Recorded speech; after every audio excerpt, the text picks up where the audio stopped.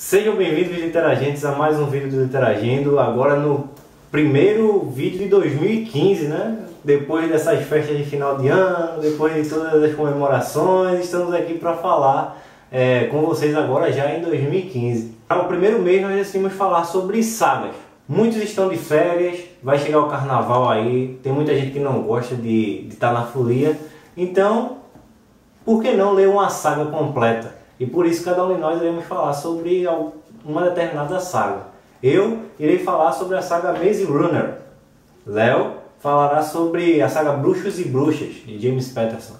E Jean falará sobre a saga Rangers, a Ordem dos Arqueiros. Então, esperem aí e aguardem as críticas.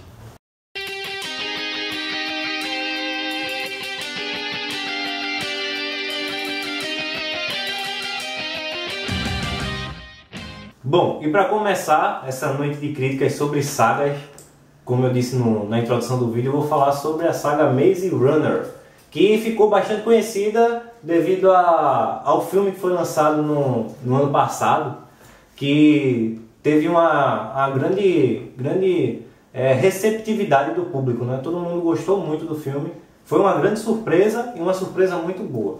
Mas enfim, vamos ao livro. O livro foi escrito, a coleção de livros foi escrito por James Duncher e foi lançado pela editora V&R, que não é uma editora muito conhecida, mas que surpreendeu pela qualidade dos livros, pela qualidade das capas, pela história em si. A saga Maze Runner é dividida em 4 livros, que é o Correr ou Morrer, o Prova de Fogo, A Cura Mortal e A Ordem de Extermínio. Os 3 primeiros fazem parte do cânone principal, vamos dizer assim, que é a história do livro mesmo. E o último, que é a Ordem de Extermínio, acontece 13 anos antes da história dos 3 primeiros. O que fala Maze Runner? Maze Runner conta a história de Thomas. Thomas, um garoto que logo no começo da história acorda dentro de uma caixa escura, um elevador, e quando ele chega no local, ele se depara com diversos meninos, diversos garotos, e ele descobre que está numa clareira. Nessa clareira, ele não lembra de nada do que aconteceu com ele antes da chegada dele na clareira. O que é a clareira? Por que eles estão ali? E com o decorrer da história, Thomas descobre que, na verdade, eles estão presos ao redor de um grande labirinto. Desse labirinto, os clareanos, que são os garotos que vivem na clareira, tentam descobrir a saída e por que eles foram colocados ali. Thomas descobre logo de início que ele tem alguma coisa especial, né, com ele. E os outros clareanos também. Porque, vamos dizer que quando Thomas chega na clareira, começa a acontecer coisas estranhas que anteriormente não aconteciam, né? Lá naquele lugar. Enfim, lá na clareira são divididos, os meninos são divididos em grupos. Os grupos dos corredores, os grupos dos açougueiros, os grupos do socorrista, os grupos dos embaladores, enfim, tantos grupos. E Thomas acaba criando um vínculo de amizade, mesmo que no começo tenha uma certa dificuldade, com alguns personagens principais na clareira. O que eu achei interessante nesse livro, que são os personagens secundários, que fazem com que a história se torne mais interessante. Dentre eles a gente pode citar Minho, que é um dos corredores, que é o corredor mais experiente, né? Newt, que é um dos líderes da clareira, Albie, Gale e Chuck, que é uma criança, vamos dizer que é o mais novo da clareira, que cria um vínculo de amizade muito grande com Thomas e que tem uma história muito emocionante. Só vou dizer isso para não dar spoiler.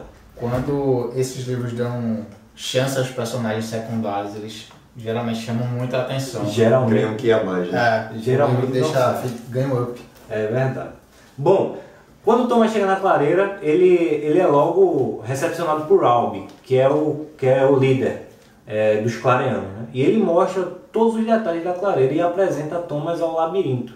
Esse labirinto é em um sistema que ele muda toda noite. De manhã ele fica aberto e quando dá no finalzinho da tarde, ele fecha as portas e as paredes do labirinto são trocadas, né? Mudam de lugar. Os corredores, que foi o grupo que eu falei, eles têm a missão de correr pelo labirinto durante o dia para poder gravar e fazer o desenho para tentar descobrir uma saída.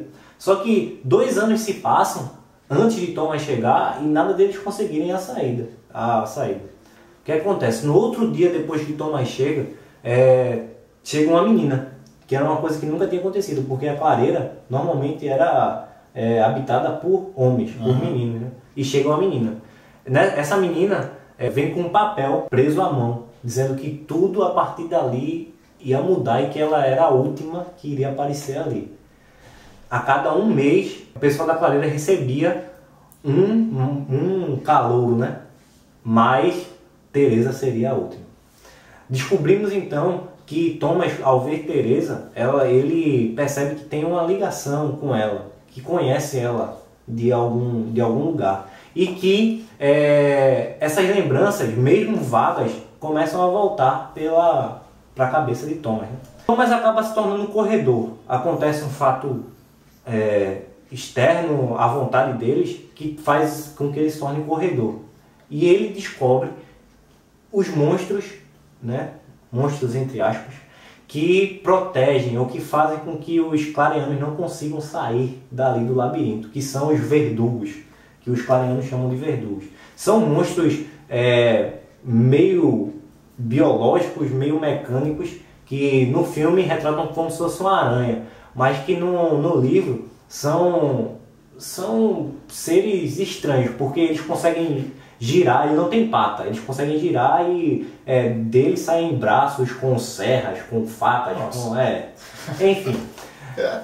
enfim, Thomas acaba entrando na clareira e descobrindo diversas coisas junto com o Minho. E eles acabam encontrando, vou resumir, eles acabam encontrando uma saída. Só que para essa saída para que essa saída aconteça, eles tinham que enfrentar os verdugos, tinham que passar pelo buraco dos verdugos.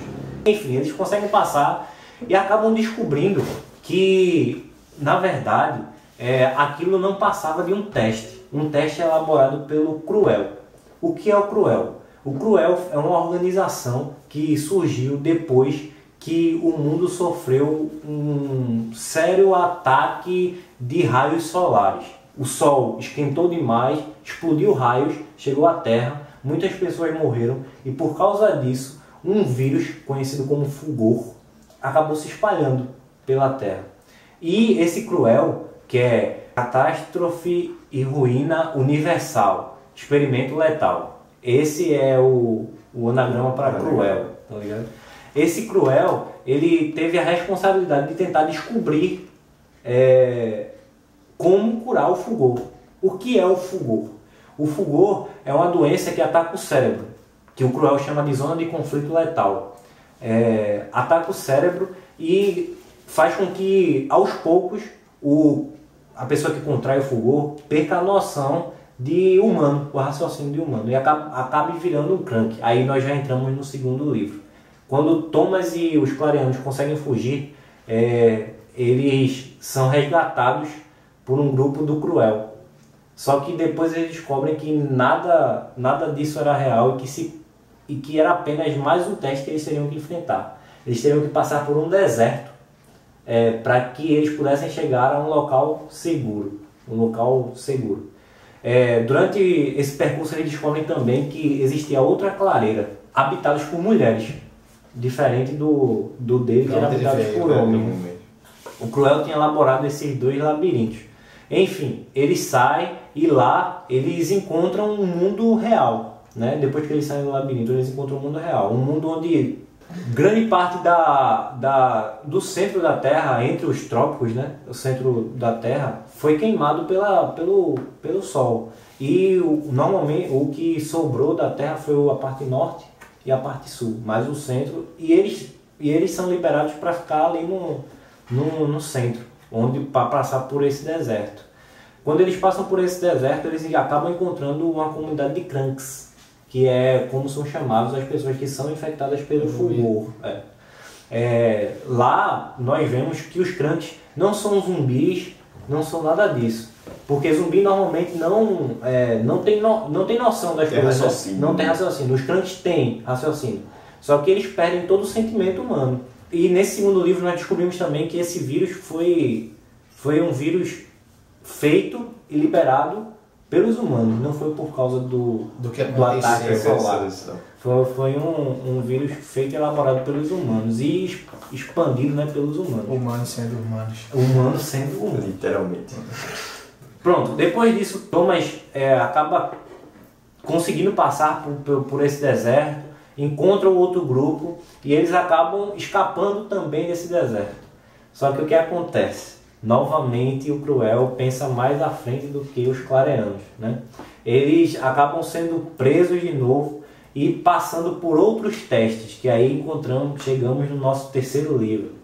Passando por outros testes. Só que durante esses testes, Thomas novamente, junto com o grupo dele, consegue fugir e descobre que tem uma cidade que tem uma resistência, que é a cidade de Denver, que chama a cidade de Denver. Lá tem uma resistência conhecida como braço direito.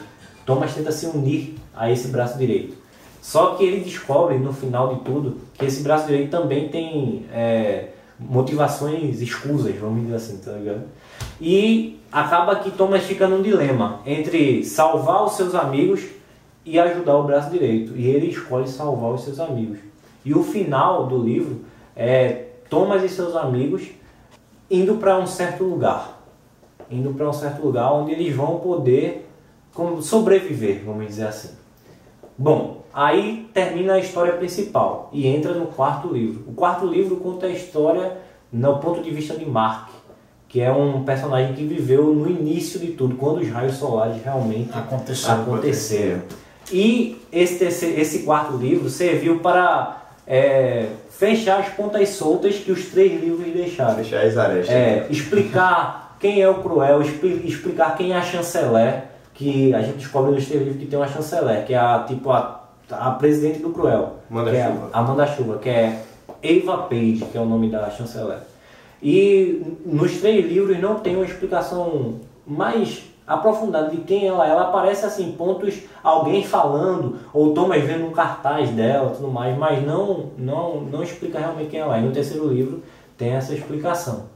E para completar, existe esse livro aqui, que é um pequeno livro de arquivos, que é como se fossem os memorandos da organização do Cruel. Os chanceleres, né, no caso, falando com os seus associados por meio de cartas. E é interessantíssimo também. E vem com desenhos, o que seriam os cranks, tudo mais. É muito interessante. Né? Pronto. Então essa é a história resumida de Maze Runner. Eu espero que vocês gostem e vale a pena ler esse livro. É uma leitura fácil, uma leitura rápida, que eu acho que nos 4, 5 dias de carnaval dá para você terminar fácil, se você der uma carguinha. Olá pessoal, bem, dando continuidade aí às críticas sobre sagas que a gente propôs a gente entrou em acordo esse mês. Bem, eu vou falar sobre a saga Bruxos e Bruxas do James Patterson. O primeiro livro, esse aqui, Bruxos e Bruxas, que dá nome a toda a saga, a série de livros, e o Dom, que é o segundo livro da série. Eu vou me ater a esses dois. Mas a série completa é uma série de 4 livros. Começa com Bruxos e Bruxas, continua com o Dom, depois o Fogo e termina com o Beijo. James Patterson aí, considerado ano passado o autor que mais fatura, que é o autor mais bem pago aí pela Forbes. O cara vendeu bem mais de 300 milhões de livros, de cópias, de exemplares. Bem, por que bem mais? Só esse aqui ficou inúmeras semanas como mais vendido nos Estados Unidos e ele vendeu mais de 260 milhões de livros mundialmente. Então é muito, ele fatura muito. Quem conhece James Patterson sabe que ele escreve muito em parceria. Esses livros aqui não são diferentes. Ele escreve o primeiro livro com Gabrielle Charbonnet e o segundo livro com Ned Rust, que também escreve com ele o terceiro, O Fogo. Bem, começando por Bruxos e Bruxas, né? O que é que acontece? O livro conta a história dos irmãos Allgood, que é Wheat e Whist, como são conhecidos, e o livro começa da seguinte maneira: a família dele sendo exterminada, como estão no estádio, na frente de todo mundo, irão ser enforcados, porque eles vão contra o que a nova sociedade, como a nova sociedade está se moldando. Há um novo governo que é denominado a Nova Ordem, e essa Nova Ordem é liderada por um homem, um bruxo, que se denomina o único dos únicos. Por quê? Porque ele é muito poderoso. Caramba, velho. Ele é o único dos únicos. No começo, o livro, o Bruxo de Bruxos, começam lá, ele sendo prestes a morrer, só que aí eles dão uma paradinha para começar a história realmente. A história começa na casa da família Allgood, de madrugada sendo invadida pelo exército da Nova Ordem, levando os irmãos presos e dizendo que eles são um perigo para a nova sociedade, para a nova ordem. Porque eles não sabem. Os pais são levados também presos e sabem o motivo, mas não contam.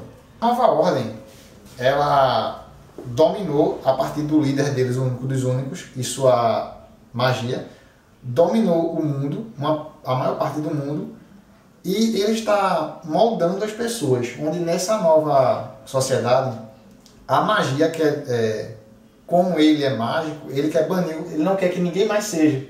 Ele quer ser o único poderoso, único com magia, e eles têm uma profecia onde diz que as crianças são as únicas pessoas que podem atrapalhar a nova ordem. Então, o que é que eles fazem? Eles querem banir as crianças e adolescentes, porque são os únicos capazes de deter a nova ordem. Por quê? Porque as crianças e adolescentes, eles têm aquela vontade de fazer as coisas, aquele potencial todo para fazer quando quer fazer, e eles não seguem tudo que dizem. Eles são, vamos supor, rebeldes. Todo adolescente é conhecido por ser rebelde. Então, o livro Bruxos e Bruxas, depois que Wheat e Whist são levados, eles sofrem pra caramba na mão do único, porque eles ainda não sabem o porquê eles sofrem tanto na mão da nova ordem. Mas eles descobrem a magia, e eles ainda não sabem que eles fazem parte da família, que é a única família capaz de destruir a nova ordem, junto com os demais adolescentes e demais crianças. Dando continuidade ao livro, eles criam uma resistência, né? Encontram outras crianças que, junto com eles, vão lutar contra a nova ordem, vão tentar restabelecer o mundo normal. E aí a aventura é incrível. O livro você ri, o livro você se emociona, e o livro você às vezes tem pena dos personagens, porque eles maltratam realmente as crianças e os adolescentes, e ele mostra no livro como é que eles maltratam. De toda forma. Tortura que você imaginar, eles fazem com as crianças. Só que é um livro que foi feito para adolescente, mesmo mostrando todo tipo de tortura com os adolescentes. Quando a nova ordem toma conta do mundo, o mundo é dividido. O mundo fica o modelo da nova ordem, cidade modelo da nova ordem, que é onde a nova ordem domina. E tem a Terra Livre, que é onde ainda existem as crianças, que se tornam a resistência à nova ordem. Tem o submundo, tem a Terra das Sombras, que é para onde vão os espíritos das pessoas que morreram, mas que ainda conseguem ficar na Terra, vão para a Terra das Sombras. E aí, nesses mundos, a nova ordem quer impor a vontade dela. Só que ela não consegue de uma vez, então ela vai aos poucos. No primeiro livro, essas Terra Livre, o submundo, Terra das Sombras, ainda não tem muita... Como é que a gente pode dizer? Não tem muito domínio da nova ordem. O único que é único ainda tenta conseguir chegar lá. Impor a sua liderança lá. Né? Ele ainda tenta, porque na Terra Livre é justamente onde o Wheat e o Whist vão encontrar os demais adolescentes para fazer a resistência. Na Terra das Sombras, os espíritos lá não são bons, mas não são todos bons, também não são todos ruins. E eles não seguem uma determinada ordem. Eles querem... tem os perdidos lá na Terra das Sombras, que eles querem se manter vivos Sempre andando entre os mundos. Sempre andando entre os mundos.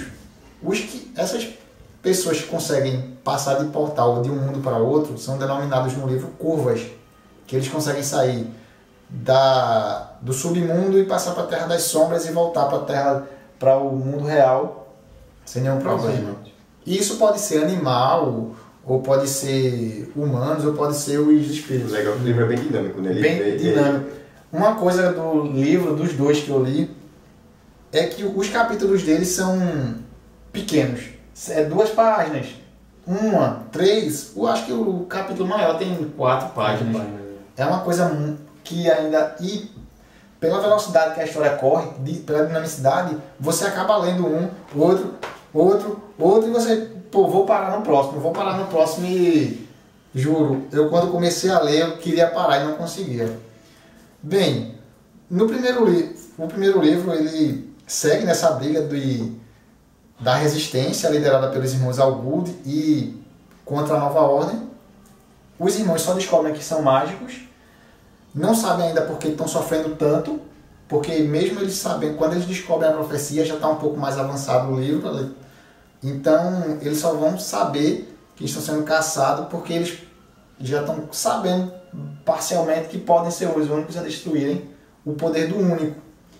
No final do primeiro livro, é uma parte bem emocionante, que eles passam pela casa deles lá e não é nada do que foi um dia, e eles veem uma coisa, recebem uma mensagem dos pais deles.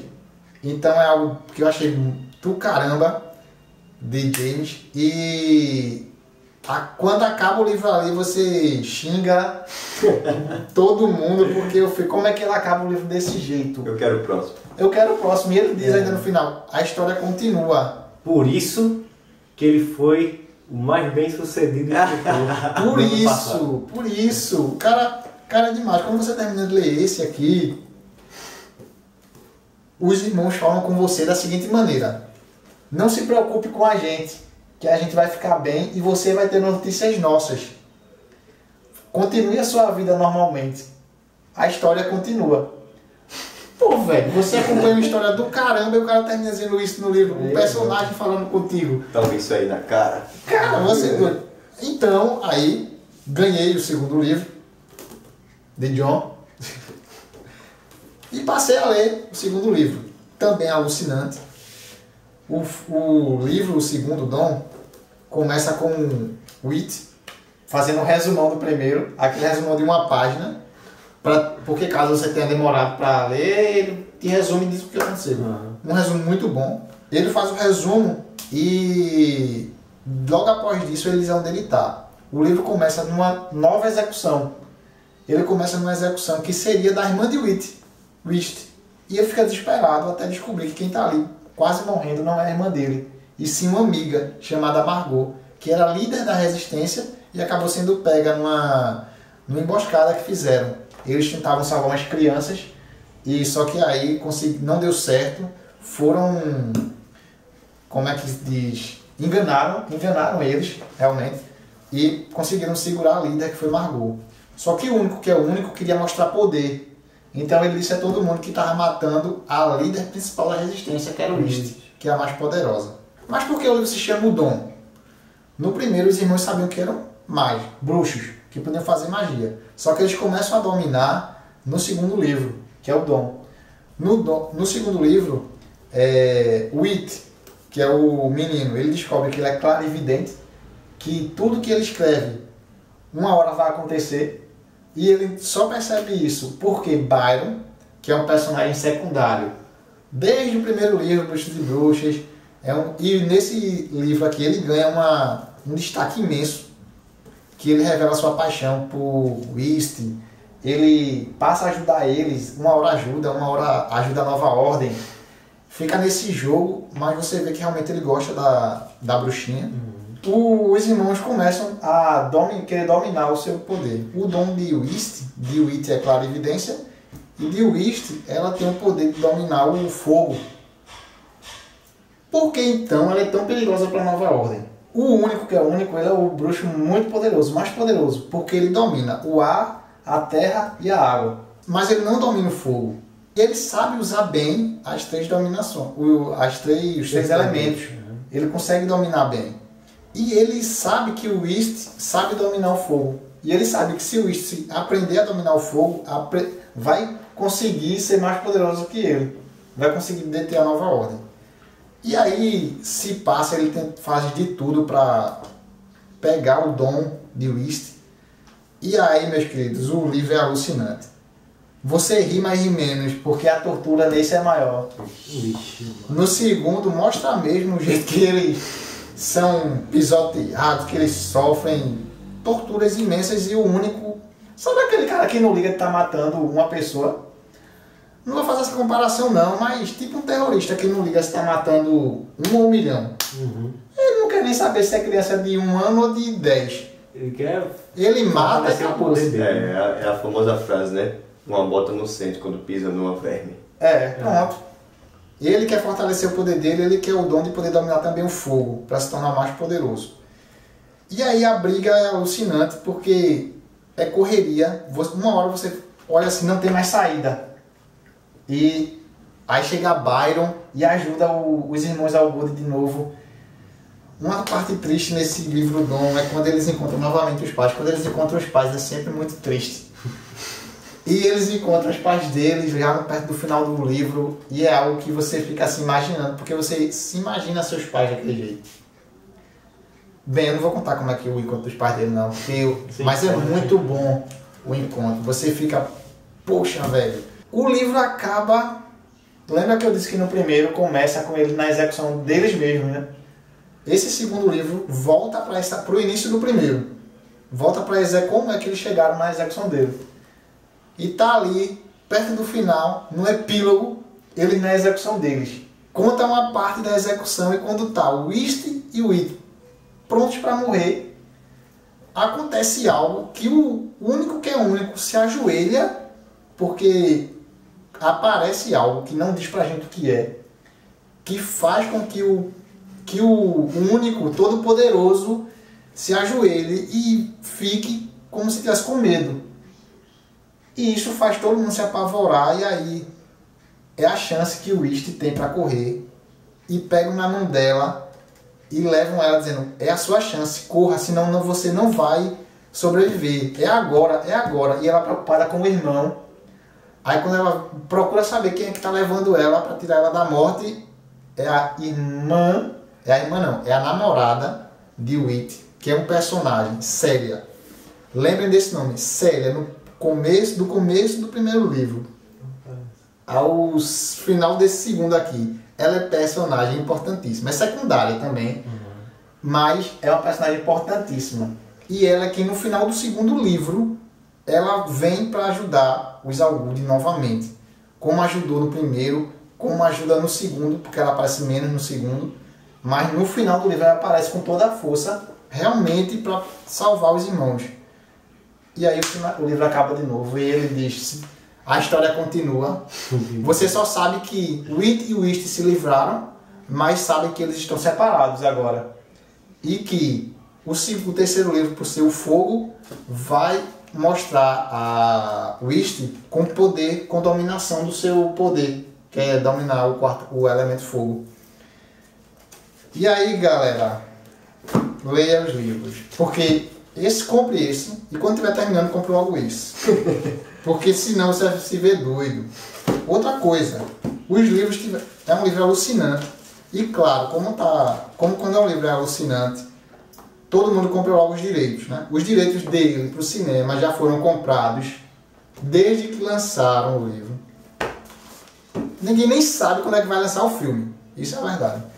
Mas se você colocar no Google lá, Bruxos e Bruxas, vai aparecer um site mostrando um pequeno vídeo em relação ao livro e que diz que os direitos já foram comprados para o cinema e deixa você na maior curiosidade para querer logo o filme. E eu achei isso do caramba, porque até agora eu quero o filme e esse filme não é lançado. Calma.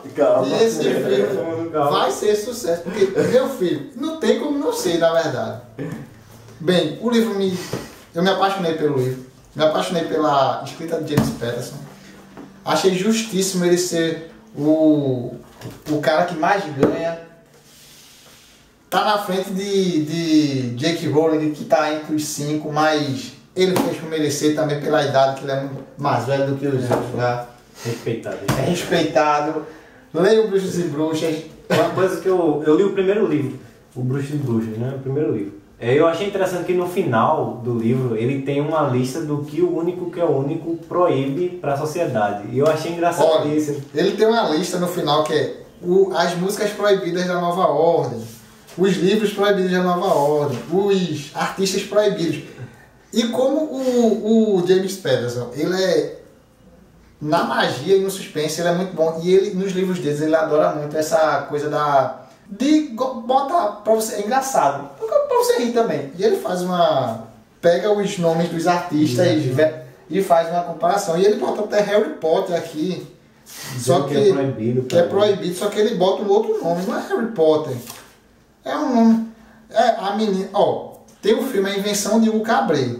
Aí ele bota livros especialmente ofensivos banidos pela Nova Ordem. Não é a invenção de Hugo Cabret, é a invenção de Bruno de René. A Menina e o Presuntinho.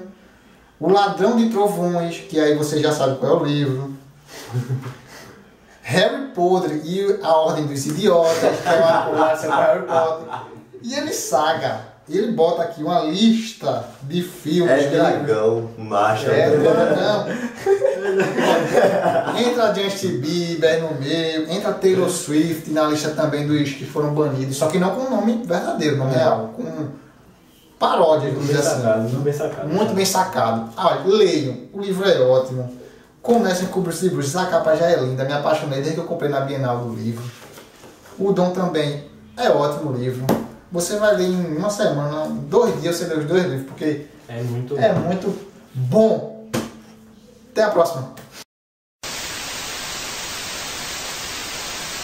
Bem, pessoal, agora nós vamos fazer uma viagem para o reino de Araluen, para o feudo de Redmond, e lá nós vamos encontrar a aventura, uma grande aventura com a saga de Rangers, a Ordem dos Arqueiros, que o livro 1 é As Ruínas de Gorman.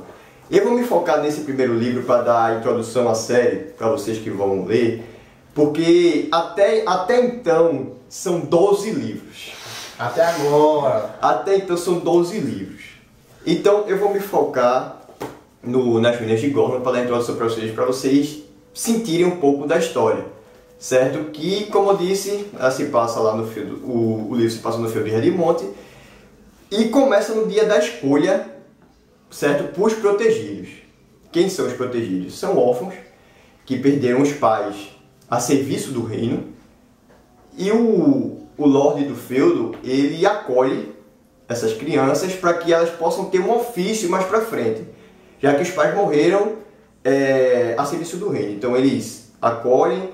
E quando a criança completa 15 anos, o jovem, ele é escolhido para algumas das escolas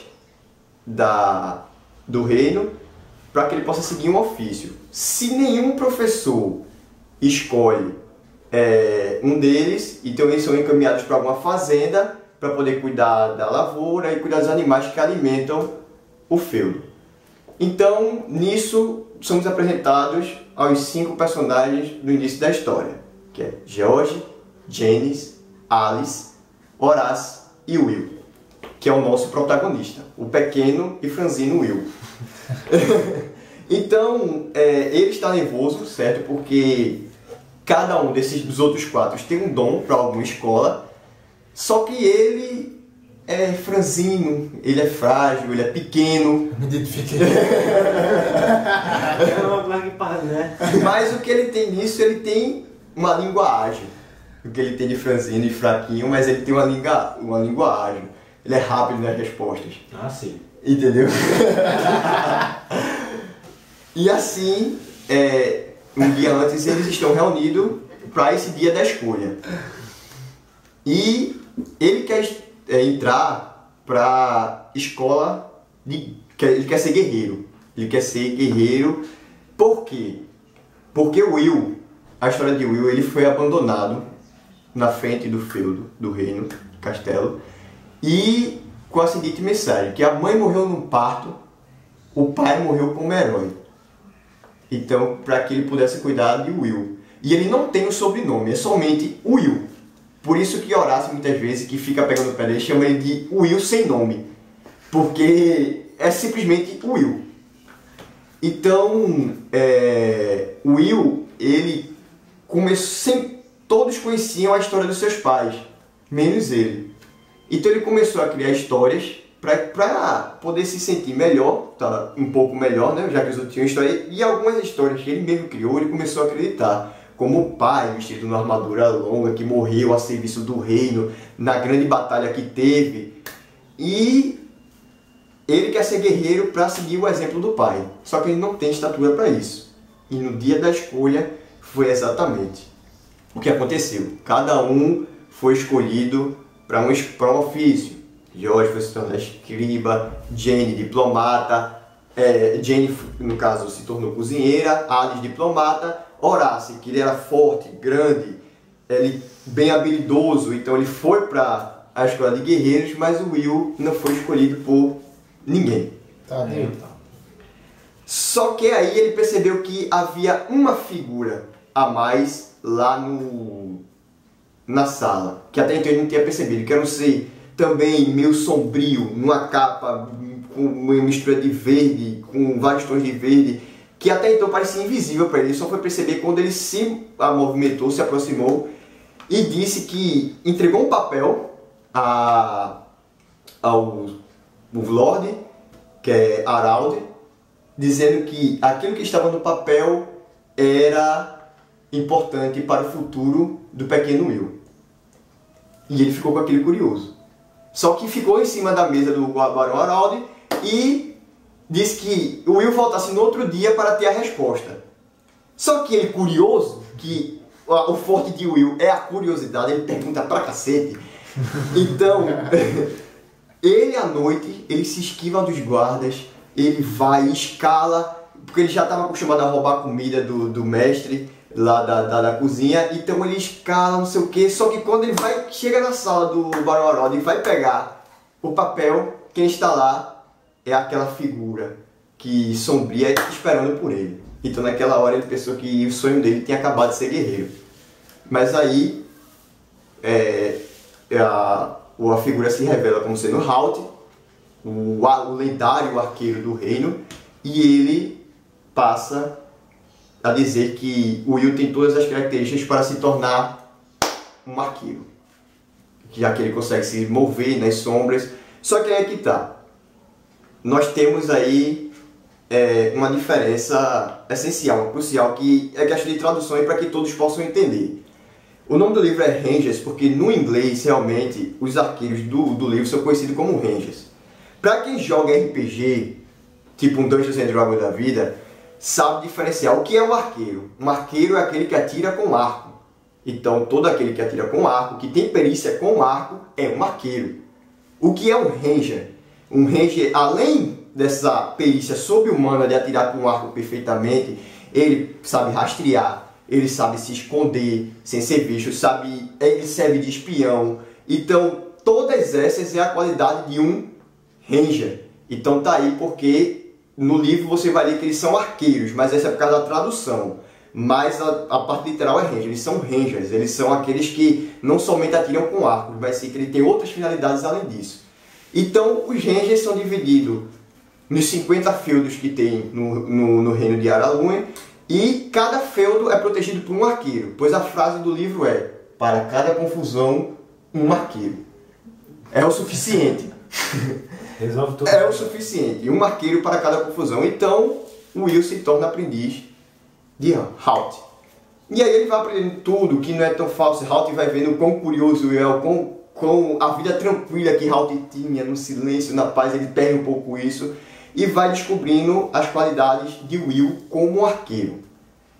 E aí a construção da amizade dos dois que é o ponto, a troca de discípulo e mestre, algo que é fabuloso e que no livro vocês vão ver que é algo que encanta.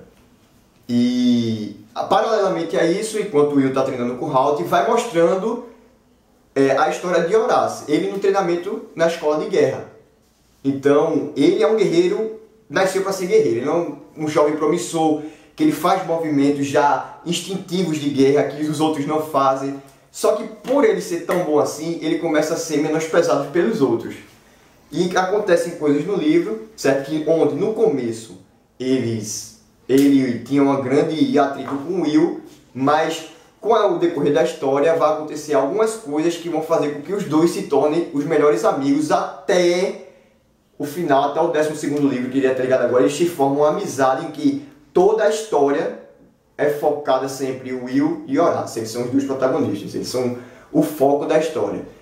Então, Halt, como sendo o lendário, aquele que salvou o reino, é o cara mais brutal que você vai ver com um arco, o cara mais... assim, aquele personagem que você... Pra quem gosta de personagens bem avacalhados, Halt é o cara. Ele é o cara. Legolas. Não, a gente não comenta sobre Legolas aqui. Então, tudo isso, enquanto está acontecendo esse treinamento, o vilão da história, para mim do primeiro livro, que é Morgarath, ele começa a se levantar novamente para fazer um ataque contra o reino. E daí se desenrola a história do primeiro e do segundo livro.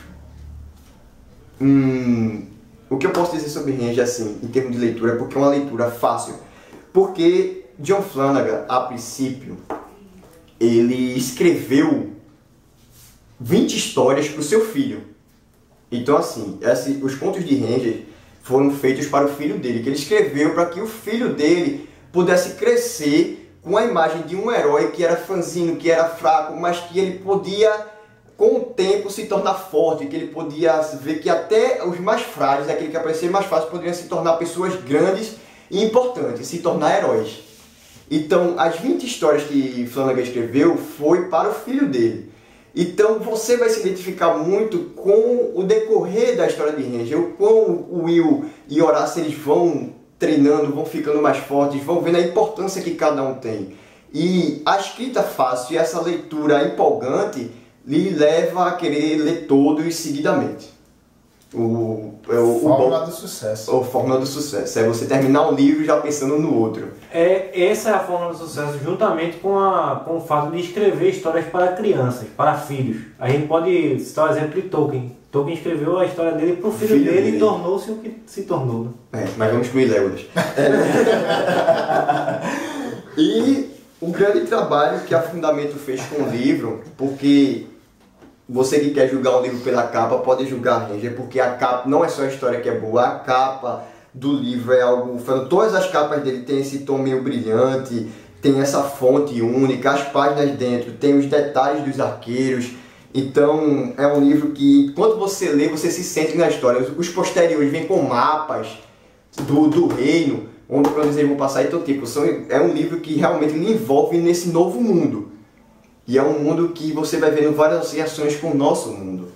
Então aí vai se decorrer esses 12 livros, que o 11 é mais para fechar a aresta, não é uma coisa fixa, mas até o 12, e cada livro vai trazer uma surpresa nova. Então, uma surpresa que vai fazer assim, caramba! Sempre, em cada livro, você vai ter uma surpresa que vai lhe levar a querer ler os outros livros. E eu vou dizer, para você que vai ler o primeiro, o 12º é show de bola. Então, para você que vai ler o primeiro, já ficar pensando no 12º. Então, é basicamente... Ranger, uma história tranquila, fácil, gostosa. Não há aquele que não lê e não goste. Então, você vai gostar de Will, você vai ver o desenvolvimento. Você vai gostar de Puxão, que é o cavalo de Will.